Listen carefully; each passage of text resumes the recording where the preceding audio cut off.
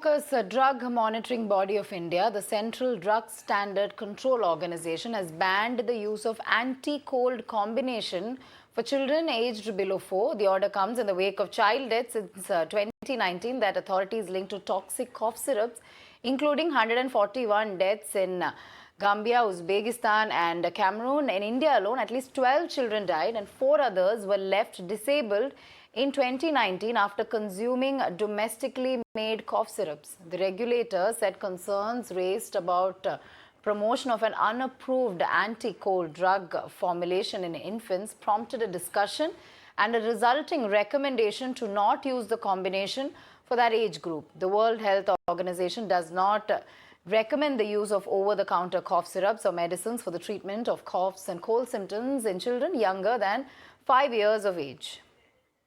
Let's go to Bhavna on this. Bhavna, anti-cold drug for kids banned by the government over child deaths.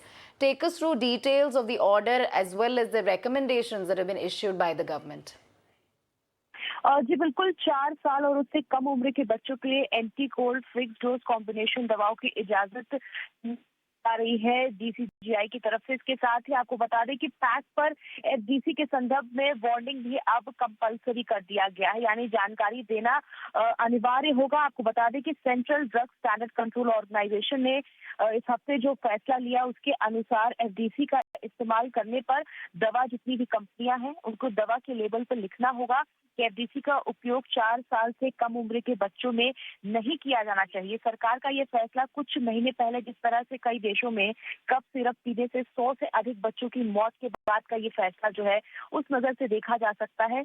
और बता दें कि जिस तरह से central drug standard control organisation ने ये कहा है कि बच्चों के लिए एक अस्वीकृत सर्दी रोधी जो दवा फॉर्मुलेशन के प्रमोशन को लेकर चिंता भी जताई है। अब 4 साल के जो बच्चे होंगे या उनसे कम उम्र के बच्चे होंगे उनके लिए डीसी का इस्तेमाल ना करने की सिफारिश की गई है, यानी अब दवा कंपनियों को ये सारी जानकारी होगी वो मेंशन करना होगा। जी All right. Also, Bhavna, in fact, the regulator said concerns raised about promotion of an unapproved anti-cold drug formulation in infants prompted this discussion and the recommendation as well. So there had been deaths, 12 children died and several concerns raised, after which, of course, this step has been taken by the government.